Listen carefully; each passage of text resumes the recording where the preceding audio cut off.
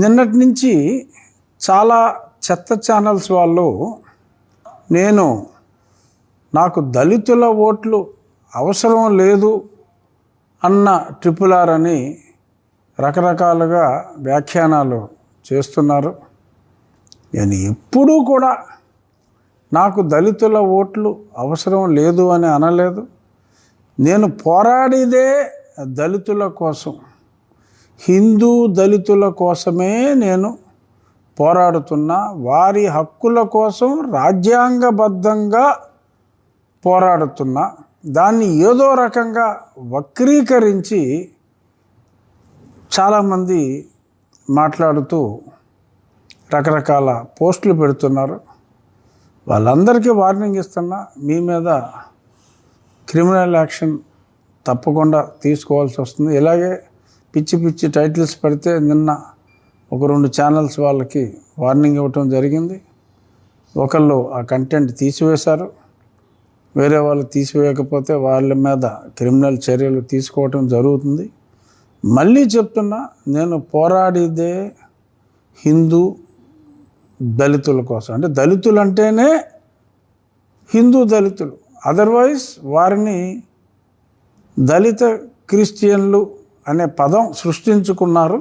BCC కేటగిరీలో వారు ఉంటారు. ఈ రిజర్వేషన్ ఫలాలు వారికి అందటానికి వీల్లేదు అని రాజ్యాంగంలో ఏదైతే చెప్పారో అదే మొన్న సుప్రీంకోర్టు తీర్పులో చెప్పిన తర్వాత మొన్న ఈ చింతాడ ఆనంద్ అన్న వ్యక్తి పాస్టర్ సర్టిఫికెట్ కూడా క్యాన్సిల్ చేయటం జరిగింది. దానికి రాజపత్రం కూడా రిలీజ్ అయింది. మరి అయినప్పటికీ ఇంకా బుద్ధి రాకుండా ఎవరు నోటుకొచ్చినట్టు వాళ్ళు మాట్లాడుతున్నారు. నేను మళ్ళీ చెప్తున్నా, నాకు నిజమైన క్రిస్టియన్ ఓట్లు నేను వద్దనలేదు. పోరాడిదే దళితుల కోసం, అందుకని వారి ఓట్లు నేను కాదనటం అనేది నాన్సెన్స్.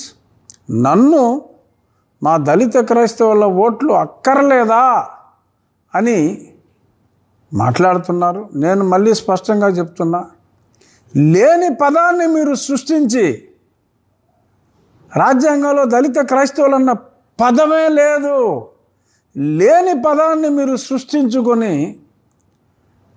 మీరు సృష్టించుకున్న పదం ఓట్లు నాకు అక్కర్లేదని నేను అంటే తప్పే ఉందా? ఇబ్బందే లేదు. ఎందుకంటే ఆ పదమే లేదు, మీరు సృష్టించుకున్నారు. ఆ దళిత క్రైస్తవుల ఓట్లు మీకు అక్కర్లేదా అంటే, అరే రాజ్యాంగంలో లేని పదాన్ని మీరు సృష్టించుకొని దళిత క్రైస్తవులని, ఆ ఓట్లు అక్కర్లేదా అంటే అక్కర్లేదు అని చెప్పా. ఎందుకంటే మీరు సృష్టించుకున్న ఆ పదానికి అర్థం లేదని చెప్తూ, మీ వాదనకు అర్థం లేదు, మతం మారిన తర్వాత లేని కులాన్ని మారిన మతాన్ని, లేని కులాన్ని మారిన మతాన్ని మీరు కలిపి మాట్లాడుకుని ఆ ఓట్లు అక్కర్లేదా అన్నప్పుడు యాస్ నేను చెప్పా, ఆ ఓట్లు లేని కేటగిరీ ఓట్లు నాకు అవసరం లేదు అని నేను చెప్పా. దానికి నన్ను ఒక రాక్షసుడని గదలు పెట్టి బైబిల్లో ఉన్న సైతాన్ నేనని ఆర్తనాదములు శ్రవణానందకరములుగా ఉన్నవి, అరుచుకోండి ఏడ్చుకోండి, ఏమీ ఇబ్బంది లేదు. నా స్టాండ్ ఈజ్ వెరీ క్లియర్.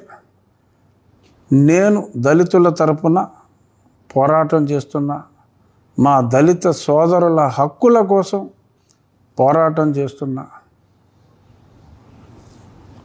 నేను వారెవరికి దళిత పక్షపాతిని, క్రైస్తవ పక్షపాతిని, దళిత క్రైస్తవులని రాజ్యాంగ వ్యతిరేక పదాన్ని సృష్టించి ఆ హక్కుల కోసం మాట్లాడుతున్న వారికి మీ ప్రయత్నం మీరు చేసుకోండి.